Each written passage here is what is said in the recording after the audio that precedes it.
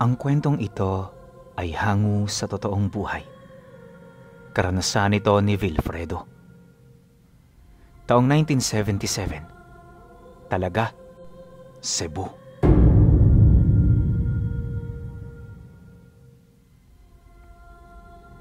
Noong mga panahong ito, may kilalang matanda sa kanilang lugar na tinatawag na Lolo Ignacio. Hindi nakilala ang matandang yon dahil sa kahusayan nito sa panggagamot, bagkus ay dahil sa kuro-kuro na isa umano itong aswang. Marami nang sumubok na magpalayas dito, pero lahat yon hindi rin nagtagal. Habang patuloy kasi nilang ipinagpipilitan ang mga bagay na gusto nilang mangyari, tila bang nagkukusang lumapit sa kanila ang kamalasan. Hindi nagtagal, dito na nagsimulang mamatay ang kanilang pamilya, kaya lahat ng sinasabi nila laban sa matanda, kusa na nilang itinigil. At magmula noong nangyari ito, wala nang naglalakas loob na lumapit at magsalita ng masama dito. Sa paglipas ng mga buwan at taon, minabuti na lamang nilang magsanay sa kung anuman ang sitwasyon ng kanilang lugar. At nang makasanayan na nila ito, hindi na rin sila gaanong nakakaramdam ng takot. Sabi-sabi ng mga matatanda, wala silang dapat na ipag-alala dahil ang malalakas na uri ng nilalang hindi marunong manalo ng mga kasamahan nito sa baryo. Ito ang dahilan kung bakit kahit matagal na yon sa kanilang lugar, walang biglaang namamatay o nawawalang biktima. Ipinagpasalamat naman yon ng mga taga-baryo, gawa ng para sa kanila, sapat na ang ganoong kasiguraduhan. Lumipas ang mga araw, nagpatuloy ang pamumuhay ng tahimik ni Tandang Ignacio. Halos walang masabi ang matanda sa kanilang lugar, gawa ng kung ano ang turing ng mga ito sa lahat, ganon din ang ipinapakita nito sa kanya. Yun nga lang, merong mga maliliit na distansya upang mapanatili ang respeto ng mga ito sa kanya. Ganon ang pagpapahalaga ng mga taga-baryo kay Ignacio, pero ibang usapan na sa mga binatilyo at mga kalalakihang patapon ang buhay. At kabilang sa mga ito si Vilfredo. Noon pa man patapon na ang buhay niya dahil sa wala siyang kinamulatang magandang pamilya. Lumaki siya sa malupit niyang ama, kaya sa murang edad, natutunan niyang magrebelde. Kalaunan, buhat sa katigasan ng kanyang ulo, dito na siya sapilitang itinakwil ng kanyang mga magulang. Hindi ito naging madali sa una, pero dahil sa kapasidad ng mga kaibigan niya, kaya naman nakaligtas siya. Hindi man niya nais ang ganoong estado, wala siyang magagawa sapagkat huli na ang lahat. At para mabuhay at matustusan ang kanyang mga pangangailangan, napilitan siyang manloko, magnakaw at dumayo kung saan-saang lugar upang makakuha ng pera mula sa maduming paraan. Kapag umuwi naman siya, lahat ng perang nakukuha niya ipinang-iinom lang niya kasama ng mga kaibigan niya. Sa ganoong paraan umiikot ang kanyang buhay, ngunit sa kabila nito, nasanay na siya at masaya siya kahit papaano. Ilang buwan nang lumipas pagsapit ng taong ito, naging maayos naman ang lahat. Ligtas siyang nakabalik mula sa halos 6 na buwan niyang lakad. Walang nakakaalam sa kanyang mga pinaggagawa, kaya naman pagbalik niya, lahat ng kaibigan niya ay nagulat matapos nitong mapag-alaman na limpak-limpak na salapi ang kanyang naiuwi. Dahil sa ganoong pangyayari, marami sa mga ito ang natuwa. At bilang selebrasyon, nag-inuman silang lahat sa loob ng 1 linggo. 3 araw ang lumipas, halos hindi na mapakinabangan ang iilan sa kanila. Paano ba naman kasi? 8 lang sila noong umiinom, tapos yung alak na binili nila, halos ilang karton. Maraming bote na rin silang napatumba, kaya naman halos hindi na nila alam ang kanilang ginagawa. Basta, tuloy-tuloy lang sa pag-iinuman hanggang sa sumapit ang ika-4 na araw. Ayon kay Vilfredo, malaki-laki na ang kanyang ginagastos pero di niya yon gaanong iniinda. Ang mahalaga, masaya ang mga kaibigan niya na nakiisa sa selebrasyon na kanyang ginawa. At sa pagsapit ng gabi noong araw na yon, mas lalong tumindi ang kasiyahan. Halos ireklamo na nga sila ng mga kapitbahay nila, pero sa kabila nito, hindi pa rin sila nagpapatinag. Lahat ng sumusuway at tumututol sa kanilang mga kagustuhan, paulit-ulit nilang pinagbababato ng bote ng alak. Kaya naman para makaiwas sa gulo, minabuti ng mga ito na wag nang makialam. Kalaunan, nang lumalim na ang gabi, pilit na rin sila nitong tinatantanan. Subalit ng pasado 10:00 na, aksidenteng napadaan sa kanila si Tandang Ignacio. Nung masipat nila ito, nagulat sila pero dahil sa kalasingan, hindi sila nakaramdam ng takot at pagkasindak. Katunayan, sa sobrang pagkalulong ng isa sa kanila, kaswal pa nitong tinawag ang matanda na parabang dati nila itong kabarkada. Nang marinig naman yon ni Tandang Ignacio, may hinahon naman yung lumapit sa grupo. At nung humarap na ito, isa-isa sila nitong pinagmasdan hanggang sa magpang-abot na sila ng tingin. Maya-maya pa, may mga senenyas ito sa kanila na hindi nagustuhan ng kanyang mga kasama. At kahit hindi nagsasalita ang matanda, hindi niya maipagkakaila na kinaiinitan na ito ng iba sa kanila. Pero itong si Vilfredo, nanatiling kalmado dahil kahit lasing siya, alam niya kung sino ang kaharap niya. Ilang minuto pa ang lumipas, dito na nagsimulang magmura ang mga kaibigan niya.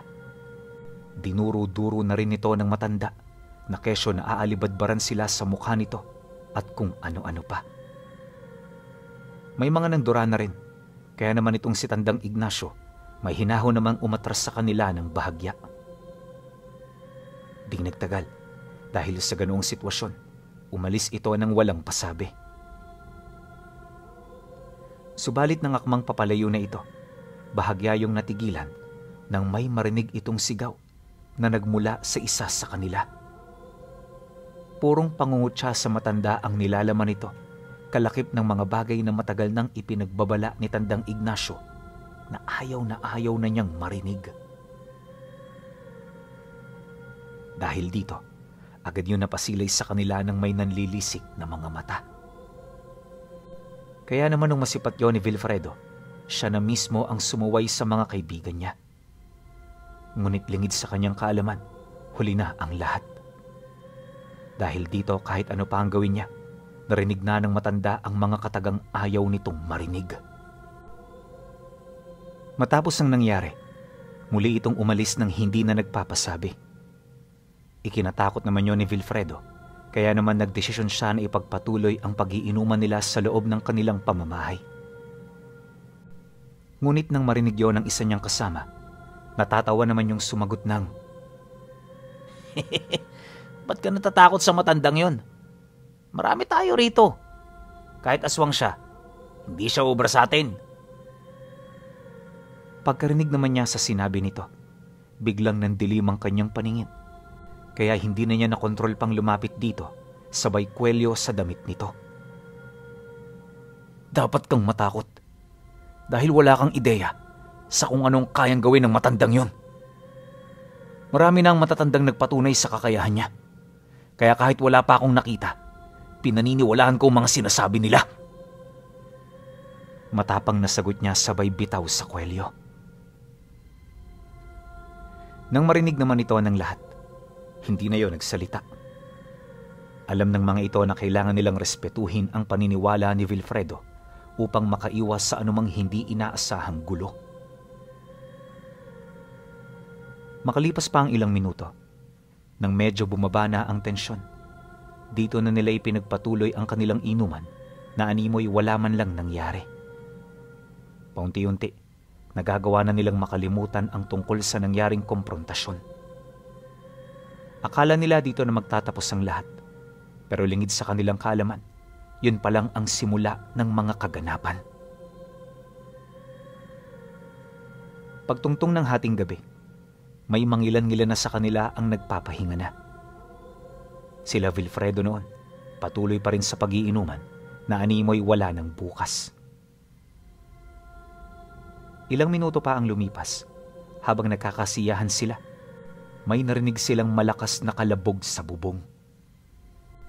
Yung bubong nila noon gawa sa yero, kaya paglapag nito, lahat sila nakarinig. Dala ng kuryosidad, bigla silang napatahimik. At kahit yung mga kasamahan nilang natutulog na, napabalikwas dahil sa lakas ng ingay. Maya-maya pa, dito na sila nagsimulang magmasid at makiramdam. Bawat kaluskos maigi nilang hinanap hanggang sa napansin nila ang unti-unting pagbukas ng bintanang malapit sa kanilang pinag-iinuman. Ayon sa kanya, maayos ang pagkakatrangka nito, kaya nung makita nilang gumagalaw yon ng bahagya, naghinala na sila ng kung ano. Halos 2 minuto rin nila itong pinagmasdan hanggang sa may nakita silang maitim na daliri na bigla na lamang umusli. At sa hindi malamang dahilan, naputol ng daliring yon ang pakong nagsisilbing trangka ng bintana. Kaya naman ang masipat nila ito, lahat sila kinabahan. Bawat isa hindi na nakakilos sa kanilang kinaroroonan kahit lasing na lasing pa. Yun bang pakiramdam nila, sila ang uunahin ng nilalang sa labas kapag gumalaw sila?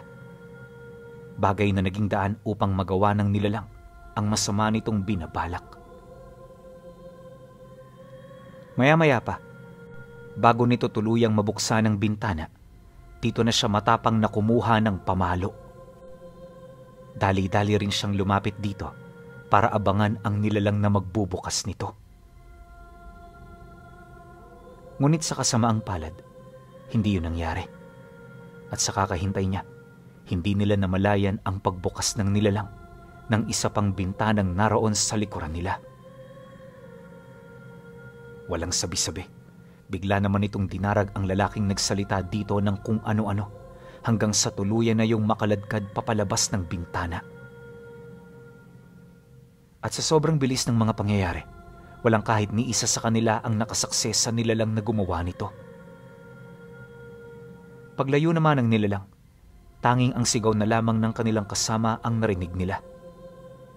Bagay na nagbigay sa kanila ng matinding takot sa puntong hindi na nila nagawa pang kumilos mula sa kanilang kinaroroonan. Kalahating oras pa ang lumipas nang bumaba na ang tensyon, tsaka pa lamang sila nakakilos at nakapag-usap. Bawat isa sa kanila, iniwasan ang pakikipag-usap ukol dito sa takot na baka bumalik pa ito. Minabuti na rin nilang isarado ang lahat ng bintana at pintong nakabukas nang sa gayoy masiguro ang kanilang sariling kaligtasan. Pagkatapos nila itong gawin, naghiwa-hiwalay sila sa lamesang yan kahit marami pang nakabukas na inumin. At nang makapasok na sila sa kanilang mga silid, dito nila maingat na napag-usapan ang tungkol dito. Sa hindi ring malamang dahilan, lahat sila ay bigla na lamang nahimasmasan. Kahit anong dami ng kanilang mga nainom, tila bang hindi na ito umepekto sa kanilang mga katawan. Wilfredo, sa tingin mo babalik pa si Tandang Ignacio? Natatakot na ako. Siguro kailangan na nating kumuha ng armas. Magsumbong na rin tayo para merong makatulong sa atin kung sakali man. Wika ng isa sa mga kaibigan niya. Nang marinig naman niya ang sinabi nito, inabisuhan lang naman niya yung kumalma. Dagdag pa niya na, hindi sila makakapag-isip ng maayos kung magdedesisyon sila dulot ng takot. Pagtatapat pa niya na, mas mainam na kausapin na lamang nila ang matanda para kahit papaano, hindi na ito magresulta sa mas malaki pang gulo. Subalit nang marinig yon ng kanyang mga kasama, hindi nito maiwasang tumutol. Kaya naman dito na siya naglakas loob na ibahagi sa mga ito ang punto niya. Sa tingin niyo ba, kung susundin natin ang binabalak ninyo, magtatagumpay kaya tayo? Tandaan ninyo, aswang ang pinag-uusapan natin dito at walang armas ng tao ang alam kong makakasakit sa kanila. Ibig sabihin kahit meron tayong mga sandata, para lang tayo naghihintay ng ating mga kamatayan. Ayoko mapabilang sa ganong sitwasyon. Kaya kung magmamatigas kayo, bahala kayo sa buhay ninyo. Basta ang gagawin ko, makikipag-usap ako kinabukasan. Wika niya sa mga ito. Pagkasambit niya ng mga kataga, agad siyang lumabas ng silid. Pansin niya kasing nag-uusap pa ang mga ito, kaya ayaw na niyang mapabilang pa sa kanilang mga napag-uusapan. Kinaumagahan, nang makakain na silang lahat, agad siyang nagpaalam. At nang makahanda na siya, nagtanong siya sa mga ito kung sino ang sasama sa kanya. Ang kaso lang, walang kahit ni isa ang nagkaroon ng interes na sumunod sa plano niya. Kaya naman kahit labag sa loob niyang umalis ng mag-isa, pinili niyang gawin ito. Ang iniisip niya kasi ay ang sarili niyang kaligtasan. Naniniwala rin siyang hindi niya maaaring hayaan ang ganoong sigalot dahil kung hindi siya makakapagbigay ng rason niya, mataas ang tsansang uubusin sila ng matanda. Ayaw niya yung mangyari dahil hindi niya hangad na mapaslang at pumanaw sa ganoong uri ng kamatayan. Ilang minuto pa ang lumipas, dito na siya mabilis na lumakad. Hilong-hiluman dahil sa puyat at alak, di siya nagpatalo. Pagdating niya sa bahay ni Tandang Ignacio sa dulo ng baryo, nakita niya yung nakaupo sa tumba-tumba sa gilid ng pintuan ng tahanan nito. Tulala ang matanda habang sumasabay sa paggalaw ng kanyang punyal. Pagsilay naman niya rito, agad naman niya yung tinawag upang ilahad ang kanyang pakay. Yun nga lang, kahit ilang beses na siyang nagsalita, tila bang hindi pa rin siya nito napansin. At ang mas nakakapagtaka pa sa lahat, di man lang siya nito sinusubukang lingunin. Maya-maya pa, bigla naman yung tumayo at pagsilay nito sa kanya, kinampayan siya nito na pumasok. Siyempre, dali-dali naman niya yung sinunod para naman maipagbigay alam niya ang kanyang pakay. Pagharap naman nilang dalawa, dito na siya agarang humingi ng tawad. Halos lumuhod na rin siya sa harapan ng matanda para lamang maipakita na seryoso siya sa mga bagay na kanyang sinasabi. Nang marinig naman ito ang lahat, bigla yung humagikgik kasabay ng pagwika nito sa kanya ng, Alam kong dahil sa takot kaya ka na parito. Kilala kita, Vilfredo. Hindi ka ang tipo ng lalaki na may sapat ng lakas ng loob na umamin ng pagkakamali mo. Kaya ka ngayon nagkakaganyan dahil sa alam mo kung ano ang magagawa ko.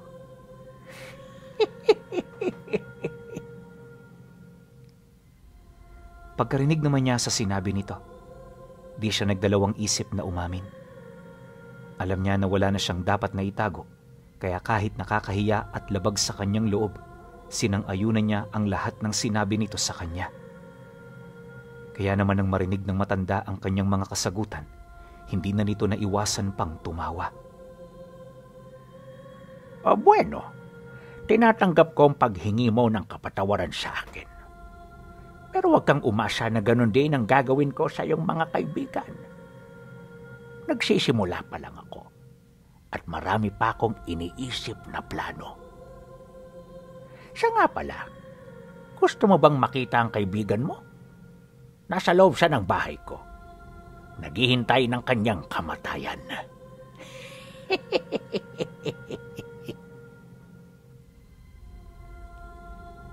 Nang marinig niya ang sinabi nito, di siya tumutol. Natatakot man at nababahala, hindi siya tumanggi sa alok nito. Alam niya na tanging ito lamang ang paraan para makita ang sitwasyon ng kaibigan niya.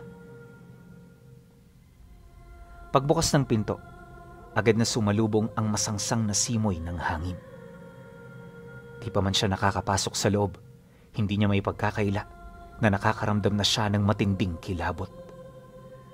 Nagkaroon na rin siya ng pagdududa sa matanda ukol sa mga binabalak nito sa kanya. Naisip ni Vilfredo, hindi siya nito pinapapasok para ipakita lang ito, bagkus ay meron pa yung ibang binabalak. Ano man yun, Naniniwala siyang ikakapahamak niya ito. Dahil sa ganoong agam-agam, kung kaya't naging bihilante siya. At kahit matagal na ang kanilang naging pag-uusap, hindi siya rito nagtiwala. Alam niya na anumang oras pwedeng mabago ang lahat ng pangyayari, kung kaya't habang hindi pa ito nagaganap, pasimple na niyang inihanda ang kanyang sarili.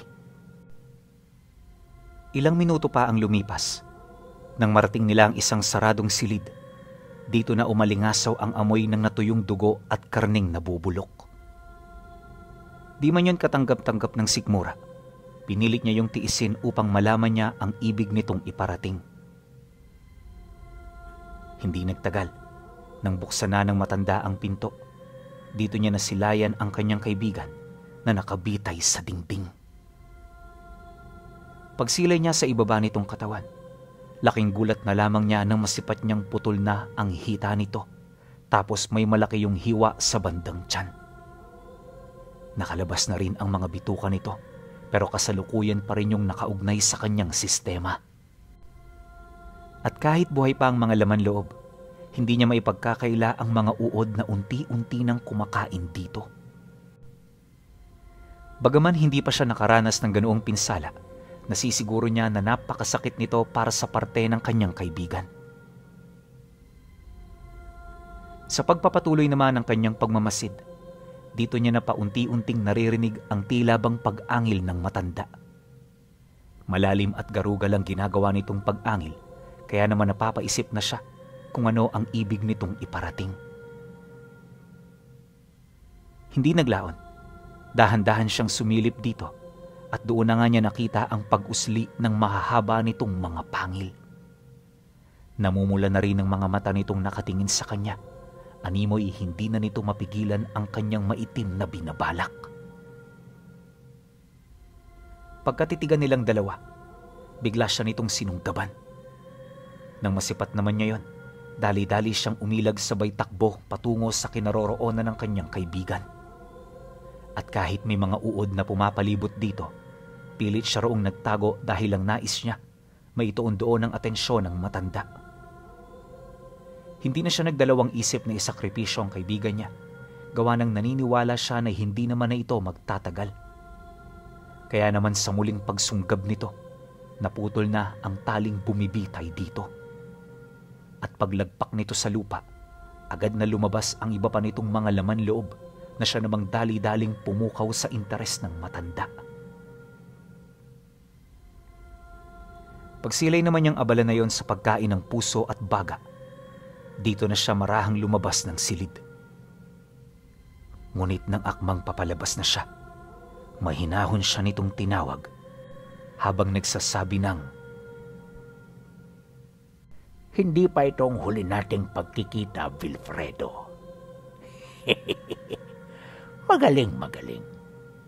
Nahanap mo ang kahinaan ko. Matapos nitong magsalita, dali-dali na siyang tumakbo papalabas ng bahay. Pagod na pagod man, hindi siya huminto sa pagtakbo hanggat hindi siya nakakabalik sa kanilang lugar. Nang makauwi na siya, dito niya nakita ang mga kaibigan niya na abalang-abala sa paghahanda ng mga baril na nakuha nila. Ang naisip na plano ng mga ito, sugurin ang bahay ng matanda hanggat meron pa silang pagkakataon. Nang marinig naman niya ang plano, hindi siya nagdalawang isip na ito ay pigilan. At para takutin ang kanyang mga kasamahan, inilahad niya sa mga ito ang nangyari noong siya ay nakipag-usap. Dagdag pa niya na kamatayan lang ang magiging resulta nito, kaya kung maaari mas maganda na baguhin na nila ang naiisip nilang desisyon sa buhay. Subalit nang marinig yon ang kanyang mga kasamahan, hindi siya nito pinansin. Ayon pa sa isa sa mga ito, hindi naman siya pinipilit na sumama, kaya wala siyang dapat na ipag-alala. Mariin din itong inilahad, nakapagpasya na ang lahat, kaya sa ayaw at sa gusto niya, lulusob sila. Mas mainam na umanong maunahan ng matanda, kaysa maghintay pa sila na balikan sila nito. Naniniwala rin sila na hindi sila nito papakitaan ng awa, at kahit makipag-usap at magmakaawa, papatayin at papatayin pa rin sila nito. Nabanggit din ng mga kasamahan niya na hindi mga ordinaryong bala ang gagamitin nila dahil lahat yon inilubog nila sa langis na nagsisilbing pangontra ng mga aswang. Matapos naman itong makapagsalita, wala na rin siyang nagawa kundi ang manahimik. Halos naubos na kasi noon ang kanyang lakas dahil sa kanyang mga pinagdaanan. Hindi nagtagal, nang makapaghanda na ang grupo, agad naman yung tumungo sa bahay ni Tandang Ignacio. Siya naman noon naiwan sa bahay nila, matyagang naghihintay sa mga magiging resulta. Ang kaso lang, sumapit na lamang ang hapon, wala pa rin siyang naririnig na balita ukol sa mga ito. Ilang beses na rin siyang sumilay sa baryo, pero nanatili itong tahimik. Kung nataong nagkaputukan na kasi, may posibilidad na may makikita na siyang mga taong lumilikas. Ang problema, wala talaga. Napakatahimik ng lugar. Animoy isa lang itong pangkaraniwang araw. Hindi naglaon. Pagpatak naman ng dapit hapon, tsaka pa lamang siya nakarinig ng mga alingaw-ngaw ng baril. May mga nakita na rin siyang kaibigan niya na mabilis na tumatakbo pabalik sa bahay nila. Dahil dito, kung kaya't hindi na siya nagdalawang isip na umalis. Alam niya na magtatago ang mga ito sa loob at naniniwala rin siya na hindi kayang protektahan ng bahay na yon ang mga kaibigan niya mula sa nag-aalab na galit ng matanda. Paglabas niya sa likod ng bahay, dali-dali siyang tumungo sa maputik na parte ng sagingan. At mula roon, tinakpan niya ng mga dahon ang kanyang sarili para makapagkubli. Kahit may oras pa siya para lumayo, hindi niya na yun ginawa dahil ang mahalaga para sa kanya, makita niya ang mga susunod na mangyayari sa mga ito. Pagtalikod naman ng araw, dito na nagkagulo ang mga natira niyang kaibigan. Base sa kanyang estimasyon, nasa humigit 6 pa ang mga ito. Marahil yung iba kaya hindi makasunod ay dahil sa kanya-kanya na itong naghanap ng bahay na pwede nilang mapagtaguan. Habang nagkakagulo naman sa loob ng tahanan, dito na siya mayat-mayang nakakaamoy ng kakaiba sa hangin. Hindi niya maisip kung ano ito Pero kung ihahambing, may hahalin tulad niya ito sa 10 beses na amoy ng isang nabubulok na daga. Hindi ito katanggap-tanggap sa sistema, pero dahil sa pagtitiis, naging normal na lang ito para sa kanya. Pagtungtong naman ng 6:00, dito niya na nasilayan si Tandang Ignacio na lumapag mula sa bubong ng bahay. Pagtiklop ng mga pakpak nito, dali-dali yung gumapang pababa habang nagpapakawala ng huni. Matapos nun, ilang beses pa yung nagpaikot-ikot, animoy pinakikiramdaman ng kanyang mga biktima. Kalaunan nang malaman na nito kung saan yun nagkukubli, dito na yun pumasok sa parte ng bahay na hindi inaasahan ng mga kaibigan niya. At sa isang kisap mata, nagkagulo na sa loob. Sunod-sunod ang narinig niyang putok ng baril mula sa iba't ibang direksyon ng bahay. May mga narinig na rin siyang sumisigaw at umiiyak, kalakip ng malalakas na kalabog na animoy may nagpupumilit na lumabas sa tahanan. Dahil sa pangyayaring yan, maigi niyang pinakiramdaman ng mga nangyayari. Gustong-gusto na rin niya noong pumasok pero pilit siyang pinipigilan ng kanyang takot. Naniniwala siya na kung nais niyang mabuhay, hindi na niya kailangan pang makisawsaw. Sa bandang huli kasi, wala naman siyang magagawa para matalo ang matanda. Sa pagtahimik ng buong paligid, dito niya nasipat si Tandang Ignacio na lumabas ng bahay nila. Halos maligo na yun sa dugo at sa estado nito mukhang hindi naging maganda ang pinagdaanan niya. Nang tuluyan na yung makatayo, dito niya nasilayan ang mga pusong dala-dala nito. Kapansin-pansin din ang panghihina ng matanda na sinasabayan ng paghahabol nito ng hininga. May mga nasilayan din siyang malalalim na sugat sa katawan nito. Tapos nakita niya ang halos maputol na nitong braso. Gayunpaman, hindi pa rin ito sapat para tuluyan itong matalo ng kanyang mga kaibigan.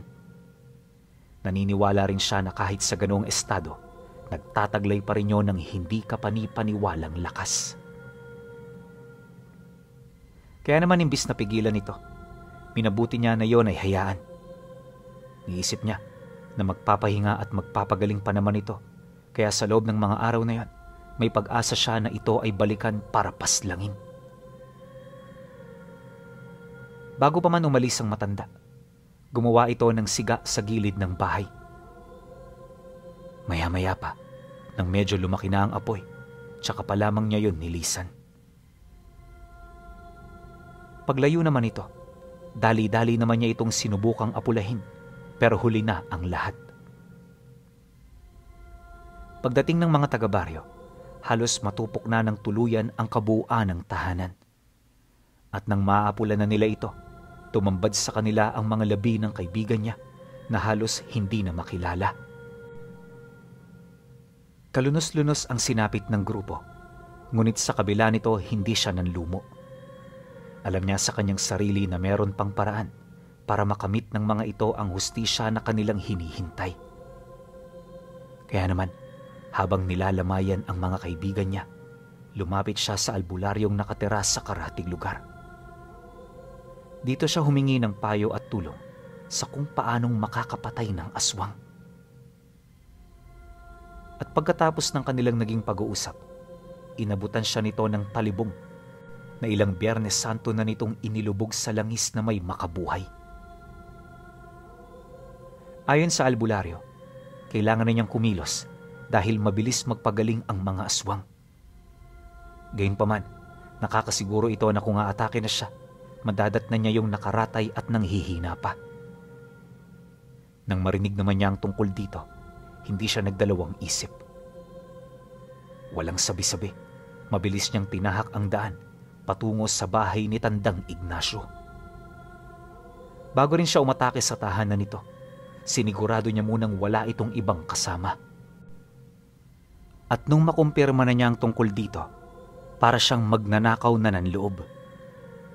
Napakabilis ng kanyang kilos, kaya bago pa man ito mapansin ang kanyang presensya, nakatayo na siya sa harapan nito. Pagtitig naman ito sa kanya, nagpupumilit naman yung bumangon. Itinaas na rin ito ang kaliwa nitong kamay habang nagpapaliwanag sa kanya. Sandali lang, Vilfredo. Magpapaliwanag ako. Bungad na wika ng matanda. Ngunit nang marinig niya ang sinabi nito, hindi niya yon hinayaan. Walang sabi-sabi, buong puwersa niya yung tinaga hanggang sa mahati na niya sa dalawa ang katawan nito. Di pa siya nakontento, pinagtatapyas niya ang ulo nito hanggang gumulong na yon sa sahig. Matapos nun, para rin siyang magnanakaw na umalis sa bahay nito. At kung ano ang ginawa nito sa kanyang mga kasama, ganun din ang ginawa niya. Magmula noong napatay niya si Tandang Ignacio, wala siyang pinagsabihan ukol dito. Naniniwala siya na mayroong mga kasama ang matanda, kaya kailangan niyang mag-ingat. Subalit dumaan ang ilang dekada, hindi ang takot mula sa mga kasama nito ang nanaig sa kanyang puso, bagkus ang minsan niyang naramdamang takot mula kay Tandang Ignacio.